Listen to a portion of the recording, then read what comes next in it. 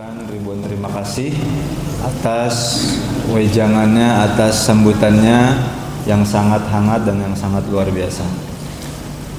Qala ta'ala Bismillahirrahmanirrahim. Subhanalladzi asra bi'abdihi laylan minal masjidil haram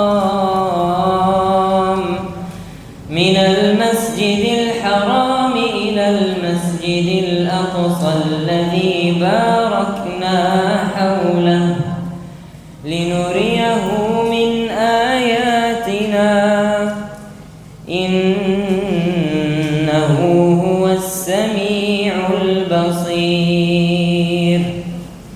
فالمسجد الأقصى مبارك ومبارك ما حوله وفيه الخير والبركات وهو أرض المحشر والمنشر.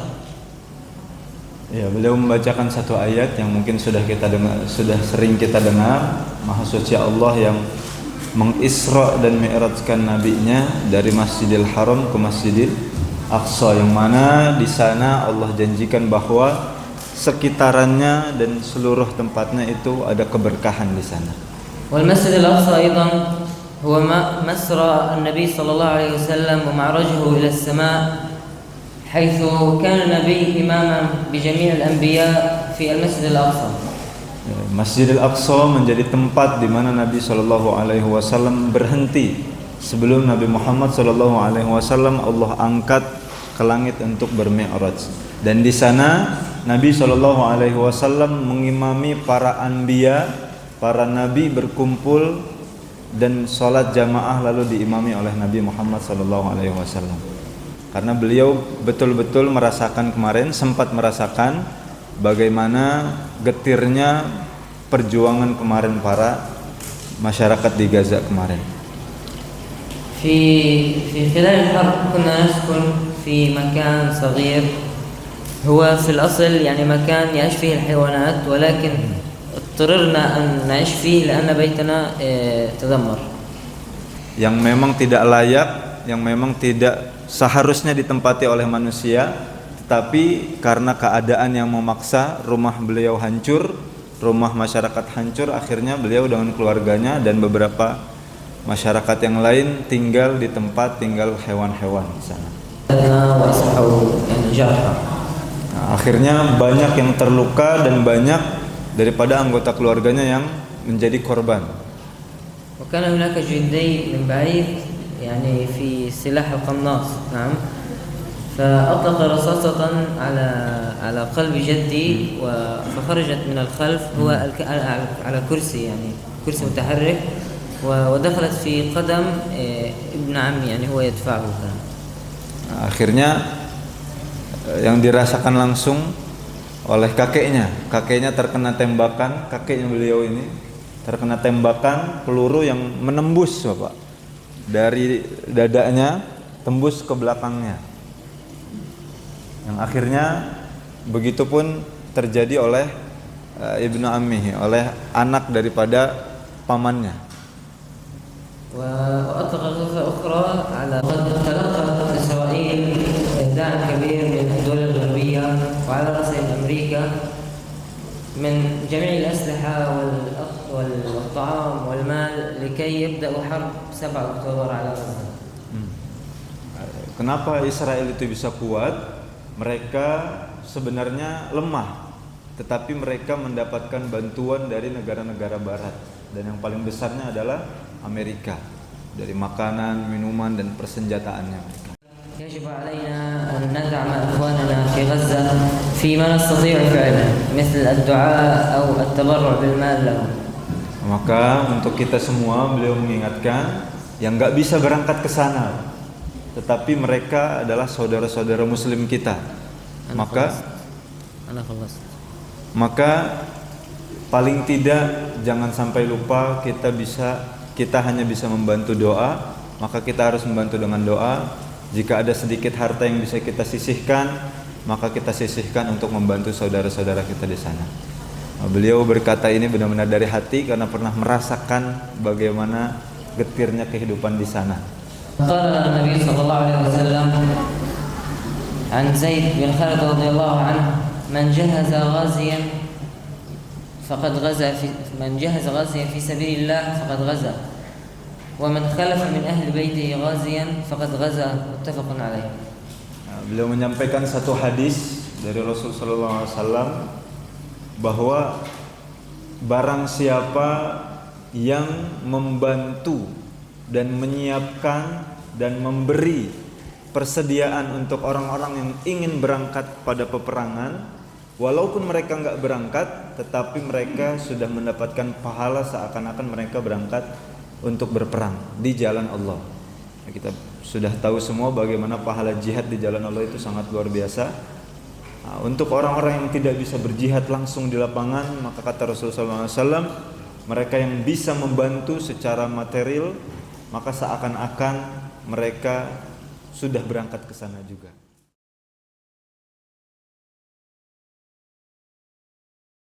Apa pertanyaannya? Umurnya berapa?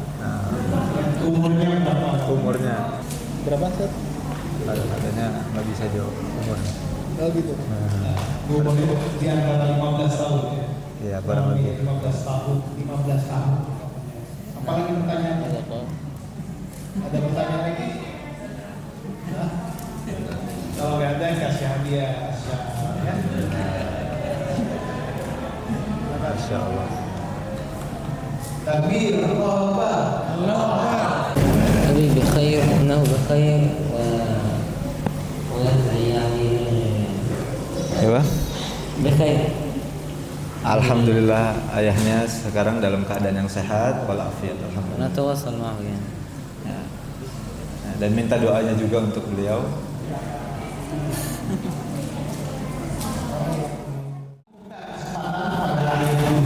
Pada masa yang ingin memberikan infak atau donasi terbaiknya pada hari ini ataupun nanti yang bisa melalui TKN yang kita ambil, yang kami buka kesempatan yang seluas-luasnya bersama kami insya Allah. Kami tanggal 24 ataupun tanggal 25 Maret kami akan berangkat ke Solo. Ya kami memulainya. Sudah menyampaikan beberapa hal terkait dengan kejadian-kejadian di sana termasuk keluarga. Mungkin yang belum kami dengar dari ahli nasabin adalah kita kan sering mendengar di media sosial bahwa anak-anak Gaza itu begitu kuat luar biasa, yaitu bahwa dia nggak punya apa-apa tapi mereka pun masih memiliki Allah yang maha segala. Mungkin bisa dibagikan satu atau dua tips itu bagi kami di sini jamaah agar gimana sih supaya kuat dalam menghadapi segala ujian dalam hidup seperti itu. Terutama di Indonesia yang selalu aman damai ya. يعني متحملون وقادرون على وصابرون على الحرب من خلال أنهم يجتمعون في حلقات قرآنية وتفسير القرآن والدعاء والدروس يعني وسيرة النبي صلى الله عليه وسلم وهكذا هم قادرون على أن يصبروا على الحرب. Yang membuat mereka kuat, Pak, kata beliau, karena beliau juga umurnya masih belia ya, mungkin baru ngerasain mungkin ya. Yang membuat mereka kuat di sana anak-anak di Gaza itu adalah rutinnya mereka hadir ke halakoh-halakoh tahfiz Quran. Dan di halakoh tahfiz Quran itu walaupun mereka masih belia, di situ dipelajari pelajaran tafsir juga, Pak. Jadi mereka sambil menghafal juga dikaji Al-Qur'annya. Akhirnya dengan halakoh-halakoh itu, perkumpulan-perkumpulan halakoh Quran itu, mereka secara tidak langsung menancapkan kekuatan dalam diri mereka. Jiwa mereka menjadi kuat, jiwa mereka menjadi tidak takut dengan apapun. Karena mereka sudah ditanami bahwa hidup mereka hanya untuk Allah Subhanahu wa taala. يجب علينا أن يعني تتعلم وتزيد على علمك وكثرة سماع القرآن بأصوات مختلفة يزيد الخشوع في الصلاة. Ya, yang pertama beliau, masya Allah, tidak tidak ingin ujub juga Pak. Beliau bilang mungkin kalau mendengar suaranya bagus, beliau khusyuk, itu semua datangnya dari Allah Pak. Itu semua datangnya dari Allah. Dan adapun cara bagaimana kita bisa khusyuk dalam bacaan sholat, dalam bacaan Al-Quran, yang pasti kata beliau, kita fahami, kita berusaha untuk memahami apa daripada isi-isi di Al-Quran yang kita baca itu. Sebagai seorang remaja, apakah beliau mengikuti juga mereka atau sekali lagi ada isi muara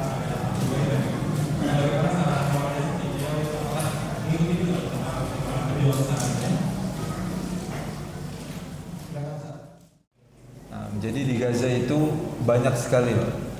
Masya Allahnya mungkin ya dengan keadaan seperti itu. Tetapi halakoh-halakoh itu, halakoh Quran, halakoh tafsir itu di mana-mana ada terus Pak. Jika kita ingin mencari pasti ada. Itu di tempat-tempat walaupun di camp-camp, di tenda-tenda, itu ada pengajian-pengajian selalu.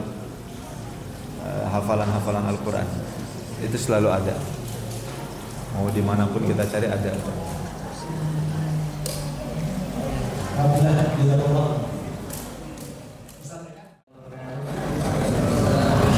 Usianya 15 tahun dan hafal 37. Kita usia 10 tahun, 12 tahun di tengah pertempuran di sana. Yang kami dengar bagaimana cara metode anak belajar dalam hafalan Quran sejak mulai. كيف مع هذه الحالة؟ يحفظون القرآن في كل مخيم يعني نازحين يوجد خيمة مخصصة للتحفيظ يعني يجتمعون فيها كل يوم ويوجد حلقات في هذه الخيمة. هل كل يوم جزء أو كيف مثلا؟ كل يوم. كل يوم. نعم. صباحا مثلا؟ يحددون يعني ساعتين في خلال اليوم وفيها يذهب الأطفال إلى هناك. ليس أطفال فقط، أطفال وكبار في السن. Masya Allah. Ya, beliau bilang di sana itu di tenda-tenda pasti ada. Di tenda-tenda itu pasti ada halakoh-halakoh hafalan Al-Quran. Minimal sehari ada 2 jam. Dan itu bukan cuma anak-anak ternyata. Bukan cuma anak-anak katanya. Jangan sampai kita mengira di sana yang semangat menghafal Quran anak-anak aja, enggak. Yang dewasanya pun di sana menghafal Quran. Jadi bergabung. Hafal Al-Quran, yang menghafal Al-Quran itu di tenda-tenda anak-anak dan orang-orang dewasanya juga. Jadi seperti itu kurang lebih keadaannya.